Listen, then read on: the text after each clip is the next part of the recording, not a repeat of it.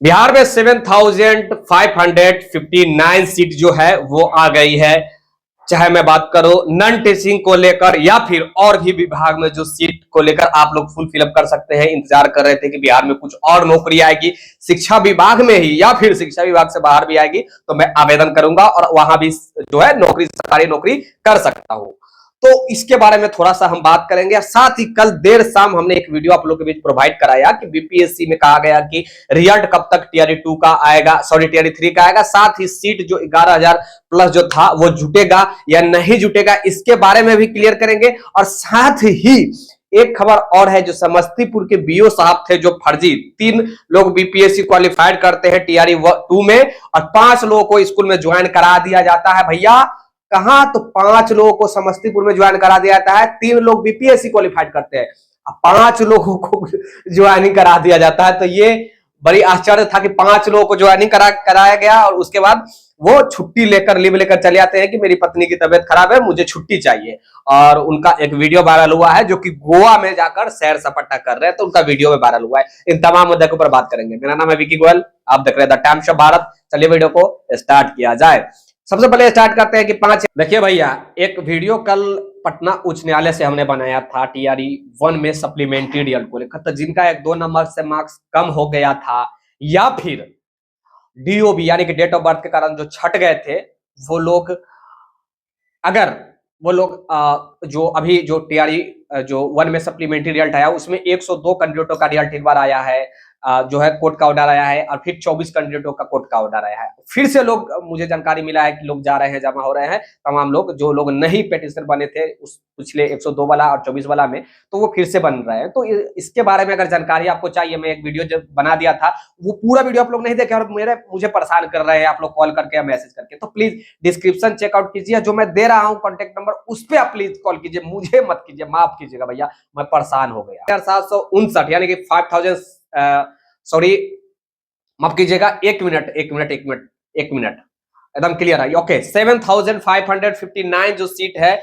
वो कल मुख्यमंत्री नीतीश कुमार का बैठक था, बड़ी बैठक था, कैबिनेट बैठक था। कैबिनेट बैठक में 46 यानी कि 46 एजेंडा पर बैठक हुई जिसमें मोहर लगा 46 एजेंडा पे और लगभग लेटेस्ट रिक्वायरमेंट की बात किया जाए तो 7,559 सीट जो है आप लोग को देखने को बिहार में मिलने वाला है, जिसमें एजुकेशन डिपार्टमेंट में नॉन टीचिंग का देखा जाए तो 6,421 सीट जो है वो एजुकेशन डिपार्टमेंट में सहायक का पोस्ट देखने को मिलेगा। अब सहायक में कौन सा सहायक होता है? एक होता है कनीय सहायक, एक होता है विद्यालय सहायक, एक होता है परिचारी सहायक, एक होता है मतलब प्रधान अध्यापक सहायक, मतलब तमाम प्रकार के प्रश्न है। कौन सा सहायक है ये अभी तक क्लियर नहीं किया गया, लेकिन मान के चलिए मुझे लग रहा है और ये जानकारी भी मिली है कि नॉन टीचिंग का ही है जिसे विद्यालय सहायक कहा जाता है। विद्यालय सहायक या फिर आप कह सकते हैं ग्रुप 4th ग्रेड का ये जॉब होता है विद्यालय सहायक, तो इसका पोस्ट हो सकता है जिसमें 127 करोड़ रुपया खर्च होगा। जो भी सालाना वेतन देने के मद्देनजर अगर देखा जाए तो सालाना खर्च हो जाएगा कितना, तो 127 करोड़ खर्च होगा। उसके बाद तमाम प्रकार के और विभाग में आइए आप लोग एक बार देख लीजिएगा, पेपर का कटिंग भी मैं लगा ही दूंगा, एक बार आवाज से आप लोग देख लीजिएगा कि किस विभाग में कितनी कितनी सीट आ रही है, क्या कौन आवेदन कर सकता है या नहीं आवेदन कर सकता है, ये तमाम मुद्दा के ऊपर अब हम बात करेंगे नेक्स्ट कभी वीडियो में। आप लोग का ज्यादा कमेंट आया डिटेल में पूछने के लिए तो मैं इसके बारे में भी बता दूंगा कि क्या कुछ है, कौन कौन विभाग में कौन आवेदन कर सकते हैं, कितना एलिजिबिलिटी होनी चाहिए, क्या आवेदन करने की एलिजिबिलिटी क्राइटेरिया होनी चाहिए या फिर क्वालिफिकेशन क्या होनी चाहिए। खैर चलिए हम आते हैं अपने टू द पॉइंट के ऊपर। कल बीपीएससी आयोग में मेरे साथ अविनाश जी भी थे, सॉरी अभिषेक जी भी थे, एग्जाम टूर जो चैनल चलाते हैं आप लोग जानते होंगे। तो भैया जो बताया गया वही मैं आप लोग को बताया। तो कुछ लोग कह रहे हैं कि विक्की गोयल जो है वो बिना मतलब के कुछ भी बोल देते हैं। भैया सच्चाई कड़वी होती है, मैं आज से नहीं शुरू से ही कहते आया हूं और मुझे कोई फर्क नहीं पड़ता है कि दुनिया मुझे क्या कह रहा है, किसको मेरे बातों से मिर्ची लग रहा है, किसको मेरे बातों से मीठा मेरा बात लग रहा है, तो मुझे इससे कोई फर्क पड़ता ही नहीं है। बस इतना थोड़ा आपको समझा दे रहा हूं कि सच्ची कड़वी होती है भैया, और यही हकीकत है जो बताया गया वो मैं बता रहा हूं। आप देख लीजिएगा रिजल्ट आपको इस महीना के एंड में अगर मिल जाए तो समझिए कि आप बहुत नसीब वाले हैं, नहीं तो अगले महीना में के एंड तक मिलेगा, ये ध्यान में रखिएगा। रोस्टर अभी तक क्लियर नहीं हुआ है, मैं फिर से इस वीडियो में बता रहा हूं, अभी तक रोस्टर क्लियर नहीं हुआ है। हर चीज क्लियर बताया गया भैया कल। इसके बारे में मैं आप लोगों को ये तो नहीं बता सकता कि कौन बता रहा, बताया या नहीं बताया, नहीं तो कल से मुझे जानकारी भी देना वो बंद कर देंगे।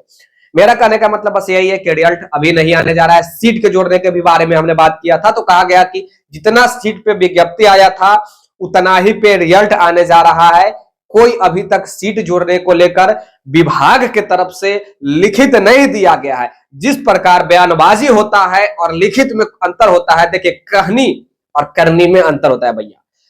अब बिहार के देखिए ना, बिहार के शिक्षा मंत्री हैं सुनील कुमार, पूर्व में आईपीएस रहे हैं। विधानसभा में उन्होंने प्रश्न उठाया और चिल्ला चिल्ला के कहा कि भैया हम अगले महीना है, कब, पिछले महीना अगस्त महीना में उन्होंने बोला था कि हम अगले महीना 1,60,000 के आसपास शिक्षकों की बहाली लाने जा रहे हैं। फिर से क्या इस महीना में आ गई बहाली? किसी भी स्थिति में नहीं आएगी टीआरई 4 का इस महीना में बहाली। यस, इस साल में आ जाएगी, ये कंफर्म रहिए। इसके बारे में भी हम बार बार जानकारी लेते रहते हैं टीआरई 4 को लेकर, क्या होगा नहीं होगा। क्या है कि बहुत लोगों का मार्क्स अच्छा नहीं आ रहा होगा टीआरई 3 में, या फिर बहुत लोग टीआरई 4 की ही प्रिपरेशन स्टार्ट करेंगे, या फिर बहुत लोग टीआरई 4 में ही आवेदन करेंगे, टीआरई 3 में आवेदन किसी कारणवश नहीं कर पाए। तो उनके लिए बेटर है जो टीआरई 3 में आवेदन नहीं कर पाए, टीआरई 3 का पेपर नहीं दे पाए, टीआरई 3 में किसी कारणवश उनका नहीं हो रहा तो टीआरई 4 में होगा। तो टीआरई 4 का इस साल तक होगा, ये बात कंफर्म रहिए। अब मैं फिर से बता रहा हूं कि भैया अभी रिजल्ट नहीं आएगा तो फिर से कुछ लोग को मिर्ची लग जाएगा मेरी बातों से कि देखिएगा आप जो है फलाना है, झूठ बोल रहा है, विक्की गोयल झूठ बोल रहा है। अबे सुंदर, तुम घर में बैठे बैठे जो जिंग इतने बड़े बड़े जो हाका करते हो, वीडियो देखकर इतना बड़ा बड़ा सजेशन दिया करते हो। एक लोग तो कमेंट किया कि जिससे आपने बात किया उसका इंटरव्यू क्यों नहीं दिखलाया। अबे अब मैं क्या बोलूं यार, उसको मैं क्या ही बोलूं। अगर उसको पास दिमाग होता तो वो टीआरई 1 में ही शिक्षक बन चुका होता। अगर जो इस प्रकार का कमेंट कल किया, अगर उसको भगवान खोपड़ी देते, दिमाग दिए होते तो वो टीआरई 1 में ही शिक्षक बन चुका होता, अभी विद्यालय में पढ़ा रहा होता, शिक्षक वेल एजुकेटेड वाले मास्टर साहब बन चुके होते। और किसी शिक्षिका, जिस प्रकार पिछले दिनों वीडियो वायरल हुआ है, उस प्रकार का वीडियो उनका भी वायरल हो चुका होता, उनके अपने विद्यालय के कोई किसी शिक्षिका के द्वारा। इस प्रकार पिछले दिनों है, ऐसा व्यक्ति ऐसा ही काम करते हैं। कौन? जिनको सोचने समझने की क्षमता नहीं है कि भैया हर जगह इंटरव्यू नहीं लिया जा सकता, हर लोग ऑथराइज नहीं होते हैं प्रेस में आकर बात करने के लिए, हर अधिकारी जो होते हैं वो आपके समक्ष आकर पारदर्शिता तरीका से पब्लिकली ओपनली बात नहीं कर सकता है। कुछ जो है वो मैं कह सकता हूं कि रिस्ट्रिक्शन होता है, रिस्ट्रिक्शन जिसे आप कहते हैं, वो होता है हर अधिकारी का। भैया अधिकारी है, उनकी भी जॉब है, नौकरी है, सब कुछ है उनकी। आपकी एक दो आपको खुश करने के लिए 2 मिनट के लिए वो अपना नौकरी तो नहीं ना कोई गवाएगा भाई। तो ज्यादा फुदुकने की आवश्यकता नहीं है, जो था वो मैं बताया। बिलीव करना है करो, नहीं बिलीव करना है कोई बात नहीं, कोई बिलीव मत करो। जब आना होगा रिजल्ट भैया आ जाएगा। चलिए, अच्छी बात आपको कर भी लगती ही है। आप लोग अभिषेक जी से भी ऐसे कांटेक्ट कर सकते हैं। अभिषेक जी भी मेरे साथ ही रहे हैं, कल मैं खुद लेके उनको गया था कल तमाम अधिकारी के यहां मिलाने के लिए। ओके, अब एक चीज बड़ा प्रश्न है कि टीआरई 3 का जो रिजल्ट में हम आते हैं कुछ कंक्लूजन के ऊपर, जो आप लोग को भी जहन में चल रहा होगा कि टीआरई 3 में इतना लंबा समय जो रिजल्ट में दिया जा रहा है, क्या इससे धांधली नहीं हो सकती है? यस, हो सकती है। मैं प्रत्येक दिन बोल रहा हूं, टीआरई 1 में जब समय नहीं मिला, टीआरई 2 में समय नहीं मिला तो इतने बड़े पैमाने पर स्कैम हुआ, तो टीआरई 3 में इतना बड़ा समय मिला तो कहां हद तक स्कैम होगा। समझ रहे होंगे मैं क्या ही कहना चाह रहा हूं। ये सब कुछ है भैया बीपीएससी का खबर, टीआरई 3 का खबर। टीआरई 4 आएगी, फिर से कहूंगा, बड़ी प्रश्न आने लगा था कि भैया टीआरई 4 आएगा या नहीं आएगा। टीआरई 4 इसी वर्ष 2024 में ही आएगी, ये बात भी मैं बोल रहा हूं। सब कुछ सही रहा तो, अगर समय से जो कहा गया है कि रिजल्ट अगर जो टेंटेटिव डेट में बताया हूं, उस टेंटेटिव डेट के अनुसार भी अगर रिजल्ट आ जाता है तो फिर टीआरई 4 कंफर्म है कि इसी वर्ष देखने को मिलेगा। इलेक्शन, ड्यू टू इलेक्शन, आप लोग भी जानते हैं, सब होता है भैया चुनाव का खेल। ये मैं नहीं, आप लोग भी जानते हैं। और कुछ आप लोग का अगर प्रश्न होगा तो जरूर अपना अपना प्रश्न रखिएगा और उस प्रश्नों का जवाब दिया जाएगा।